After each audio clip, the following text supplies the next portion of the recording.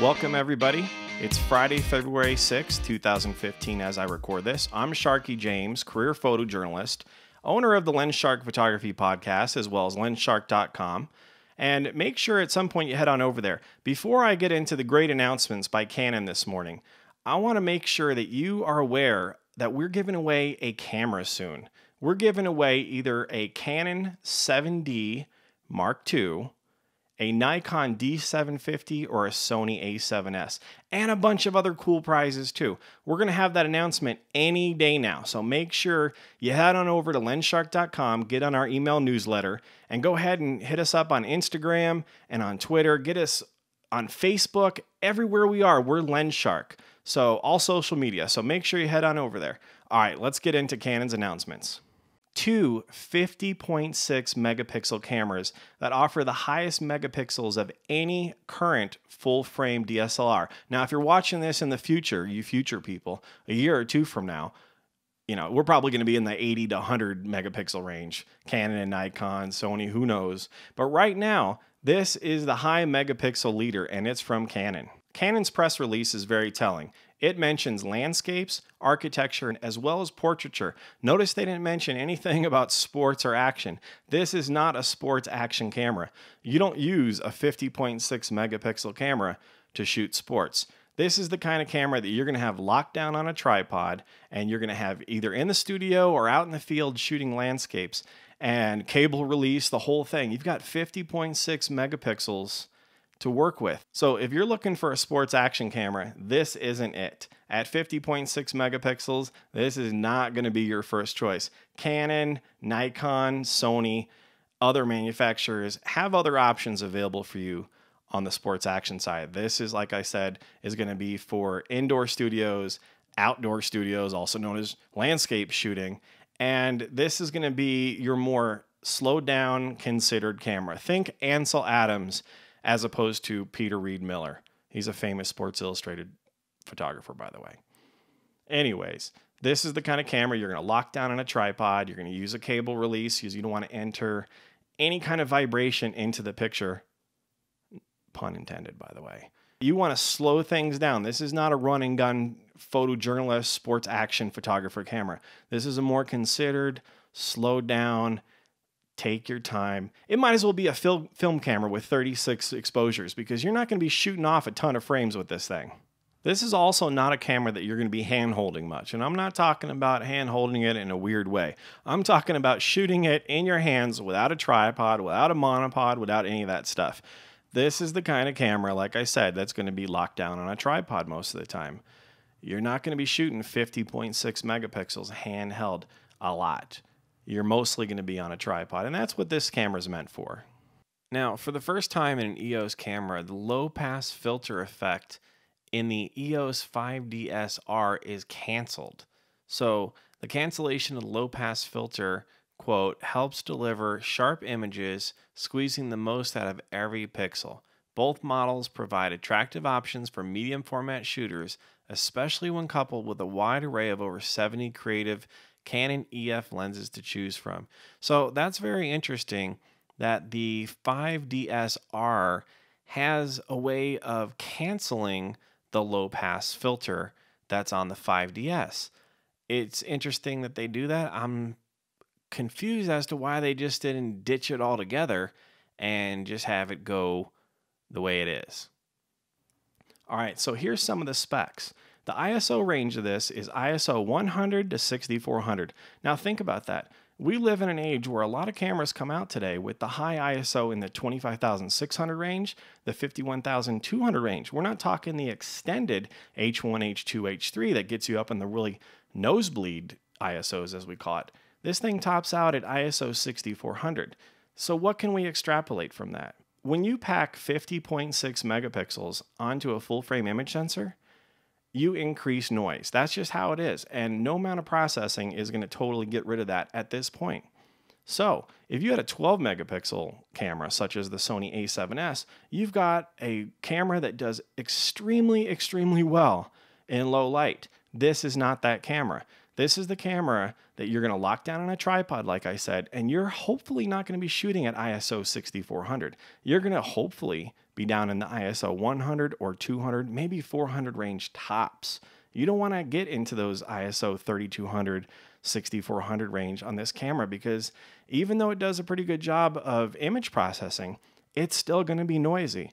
You don't want to go into that range. So stay out of that range. Keep down in ISO 100 or 200 and you're good. Now this camera has an expanded ISO range of up to ISO 12,800, what we would call H1. Notice it doesn't go to 25,600 or 51,200 or higher. That would be H1 and H2, H3. It only goes to ISO 12,800. So that should be a clue right there that this camera is not intended for low light shooting. It just isn't. It only goes one stop higher in ISO to 12,800. That is a stretch. You're just not going to use that ISO. Like I said, you're going to stay away from the 3,200 and 6,400 on here. You don't want to go up in the 12,800 range. It's just crazy up there. Don't do it. Now, thanks to the crazy amount of resolution in this camera, it has crop modes. So it's got 1.3x crop, a 1.6x crop, and then there's the 1:1 crop. So that would be your standard shooting mode. Now, at 1.6x crop, you get a 19 megapixel image. So why would you want to shoot at 1.6x crop at 19 megapixels when you can just buy a cheaper camera that shoots in the 18, 24 megapixel range? That just seems weird to me. You've got the option available to you, but it just seems goofy to buy a 50.6 megapixel camera and shoot it at 19 megapixels. Why? It's just pointless. It's like buying a Ferrari and driving it in the neighborhood at 25 miles per hour. It's crazy. You wouldn't do it. Now, these cameras have dual Digic 6 image processors, and that's great. 2 processors are better than 1. Now, both of these bodies shoot at 5 frames a second, and that's interesting to me in a camera, or I should say cameras like this. 5 frames a second. Okay, now let's think about this. This is not a sports action camera. You're not going to be shooting at 5 frames a second with this camera. Not often. Where this really is intended, this 5 frames a second, is when you're in the studio and you're shooting models and they're striking poses. It'll keep up with you. If you've got flash system that can keep up with you, or you're shooting outdoors, let's say, and you've got constant light and you don't have to worry about your flash sync speed, etc., you can go ahead and fire off 5 frames a second all day long with this camera and you'll be good. But it's not going to be for sports and action. We've already discussed that. It's clearly not a sports action camera. This is a portraiture camera. This is an architectural camera. This is something you're going to be using for interiors, for real estate, all that sort of thing, not sports action. All right, now let's talk about the autofocus. The autofocus seems pretty good on this camera. It's got a huge clue from Canon about what you're going to do with this camera. In their press release, they say, quote, "Both cameras include a 61-point high-density reticular AF array, including up to 41 cross-type AF points and EOS ITR AF for high-precision autofocus." Now, those 41 cross-type AF points are the most sensitive to light, the most accurate AF points that you can get. So it's got face tracking, which is great. You're going to be using this for portraiture, like I said. So being able to acquire focus and the camera know what a face looks like, which most cameras have these days. Most of the modern cameras coming out in 2014, 2015, and beyond are going to have face tracking and recognition.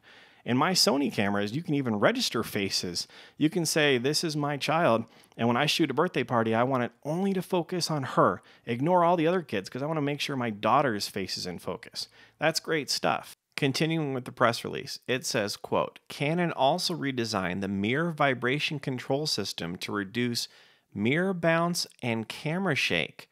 To help maximize stability and minimize vibrations, Canon added a new arbitrary release time lag setting in mirror lock mode in both models." That's from Canon's press release. Now, when you've got a 50.6 megapixel camera, any vibration is going to be amplified. So they've gone out of their way to create a system that is going to reduce vibration with the mirror slapping up and down. Now, if they went mirrorless, and they are in the future, there's clearly going to be pro DSLR style mirrorless cameras, and then you don't have to worry about the mirror flapping up and down out of the way. You're not going to have something like that. But in the meantime, they went ahead and put in a mirror dampening system basically to further reduce the chance that you're going to have image blur. When you've got 50.6 megapixels, you want to see all that detail. You don't want those pixels jumping around and causing you trouble. So it's great that they introduced that. Now, another cool feature is the 150,000 pixel RGB+IR metering sensor with flicker detection. That's pretty cool. If you've ever shot in fluorescent lighting, you'll have banding moving across from frame to frame. If you fire off 5 frames a second, you'll see a dark band. The colors will keep shifting. It's horrid. This supposedly takes care of that, and we can't wait to test one here at LensShark, because that would be a great, great feature, and it'd be awesome if that made its way into all cameras. That would hopefully eliminate the problem of shooting in fluorescent lighting, and a lot of people have fluorescent lighting, so that'd be great. These cameras also have what's called fine detail picture style. Now, do you use picture styles? I don't use picture styles. Some people may, but it doesn't seem like most people do. It has 100% viewfinder, so that's good. I mean, what you're seeing in the viewfinder is what you're going to get. You're not going to have extra stuff outside the frame when you were, cropping in tightly, and then you've got, someone out in the corner or a tree popping into your frame. So 100% viewfinder, that's accurate. What you're seeing in the viewfinder is what you're going to get when you're looking at your photos later. It also has a 3.2-inch ClearView 2 LCD screen with anti-reflective everything. So it's going to be, again, if you're going to be shooting landscapes and you're outdoors like that, you want to be able to see the back of your screen. You don't want to have to go old-timey style like they did in the 1800s and early 1900s and throw like a big, like a coat over you or some big black blanket or something like that so you can see the LCD. So they're basically saying they've made an LCD that's going to be easier to see, and that's always appreciated. That's going to drill out into the whole rest of the line eventually, and that's great, because if you've ever shot outdoors and looked at your LCD, not ideal at all. Now, another thing that's really cool is that these cameras have a custom quick control screen where you can customize the type, size, and position of icons. So we're seeing more customization of these LCDs, what you're seeing on the LCD, the menu system, that sort of thing, and that's good. Now, what this camera doesn't have is a touch screen. Now, we're used to, with our smartphones, our iPhones, Android devices, etc., being able to press the back of the screen and do whatever we want. And in a camera this expensive, you would hope that you'd maybe have some touchscreen ability, but nope, we don't have that yet. All right, so here's my take on the cameras. These, like I said, are not sports action cameras. I've said that a number of times now. This is for your architectural shots. This is for your interiors. If you're a real estate photographer, this is definitely for portraits, whether it's outdoor portraits or especially in the studio. Amazing quality. I mean, I can't wait to get one of these and try them out. It's going to be really, really cool. There's nothing with better detail than this, I'm thinking. We'll see. I mean, just because a camera comes out and says it can do all these things doesn't mean it does it all well. We've seen cameras like that before. So we'll see how that turns out. Now, do you need 50.6 megapixels? That's up to you. That's a lot of megapixels. You might want to get the 5D Mark III, and this looks a lot like a 5D Mark III. Actually, the 5D Mark IV we expect to come out later this year in 2015. So if you're waiting for that, you might want to hold out for that, because this isn't exactly a wedding photographer's camera, not by a long shot. This is not a run and gun kind of camera. Now, the thing that I'm concerned about is, and we're going to see what DxO Mark says about this, because they rate these things like crazy. They are way more technical than I am, and most people, you and I both know. We're going to see how Canon's current crop of lenses, how's that for alliteration? Canon's current crop of lenses handles the resolution from these cameras. Can they resolve all 50.6 megapixels? What if they can only resolve 38 megapixels? Why buy a 50.6 megapixel camera if you can't resolve all that? The glass has limitations, and the more megapixels you have, the higher the resolution, the more flaws you see in glass. If you've ever moved up from, let's say, like a D7000 on the Nikon side, or I don't know, a Canon, let's say 50D, 60D, to a full frame image sensor camera, you've seen the quality of your glass and how it works on a full frame sensor. All of a sudden, you see flaws that you didn't see before when you were playing with a lot lower resolution on a crop sensor camera. So we're going to see if that resolution shakes out and if this camera is even worth purchasing. So, stay tuned on that. Now, obviously, it goes without saying, and we've seen this when the D800 came out on the Nikon side and other Canon cameras that had way more than 24 megapixels. We're talking the 36 megapixel range. You're going to have huge files here to play with. So you're going to need a faster computer. We're talking something probably built in 2014 or 2015 now. A lot of hard drive space and all the RAM sticks that you can put in your computer. So you're talking probably having to spend $300 or $400 on RAM and topping everything out so you can even open these files in less time than it takes to, go brew a cup of coffee, because these are going to be huge files. And so you're going to need hard drive space up the wazoo. And if you want to back up your files, and presumably if you're shooting a camera like this and you're probably a professional and you probably have corporate clients, you have, other clients, you're shooting billboards and stuff like Canon is saying, you're going to need a lot of hard drive space, and you're going to have backup hard drives. That's very important, especially when you're in business. So whatever you're going to have to spend in hard drive costs, let's say $1,000, you're going to have to spend another $1,000 to get redundancy, to be able to back those up. So these are all considerations to take into consideration when you're buying a camera that produces files. I don't know. These are going to be like 65, 80 megabyte files. That's huge. How much bigger can it get? So faster computer, more hard drive space is something you're going to need, especially if you're backing these things up. Now, what I find interesting about these cameras is they've completely downplayed the video. Now, while it'll do 1080p video, full HD resolution, it doesn't do 4K. This is not a video camera. It'll do video, but this is not going to be your first choice for shooting video. And if you're shooting it professionally, in 2015, chances are you want a camera that can do 4K. And there are options out there. They're expensive, but this is not one of them. So this camera is clearly meant for stills. This is not a video camera. This is not a sports action camera. This is a lockdown on a tripod, good old-fashioned, high-quality, huge number of megapixels camera. Not a video camera, but you can still shoot video with it. It's just going to be locked down, and it's not going to be the greatest in low-light performance. For that, the hands-down leader is the mirrorless Sony a7S. That thing sees in the dark. Wonderful camera. This camera is not that camera. So if you're thinking video, there are other choices. This is not the one. What's really disappointing on the video side of things, and this is going to be a deal killer for those of you who are really serious about video, is it doesn't have a HDMI out port for clean external video recording. It's only for playback. So that's really a deal breaker. And also no headphone jack. Now, overall, I think this is a great camera. We're going to have to get it in here and put it through its paces and see how it goes. But it should deliver incredible image quality. I don't think Canon would put this out if they haven't fully tested it. Nikon doesn't seem to fully test their cameras. I've got to send my Nikon D750 back, and if you've had the D600, D800, oil spot problems, etc., you know what I'm talking about. Canon seems to take their time.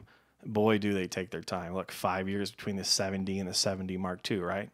So this should produce incredible image quality. We can't wait to see it. It's going to be a fun camera to shoot portraits with. It's going to be amazing detail. We can't wait. But is this a camera I'm going to buy? No, I just don't need it for what I do. You might, and that's perhaps why you're watching this. Or maybe you like just watching things about cameras. I don't know. That's cool. It's all good. But this camera, I don't know. We'll see how it goes. It could be an interesting camera. All right, let's get down to brass tacks here. The Canon 5DS body alone is going to be $3,699 US. Now, in pounds, that's $29.99, and in euros, that's $39.99. The 5D SR body is $3,899 US, and in pounds, that's $3,199, and in euros, that's $4,249. So that's a good chunk of change. Now, you're going to have to wait quite a while because these cameras aren't going to be available until June 2015. So this announcement is in February, so we've got a few months to go still. Now, if you haven't already, go ahead and click subscribe below. Give us a thumbs up if you appreciate the time we took to do this. go ahead on over to iTunes or Stitcher and subscribe to the Lens Shark Photography Podcast, also the Shark Bites Photography Podcast. And go ahead and find us on social media, Facebook, Twitter, Instagram, Snapchat. We're Lens Shark on all of those. So thank you so much, and I appreciate your time.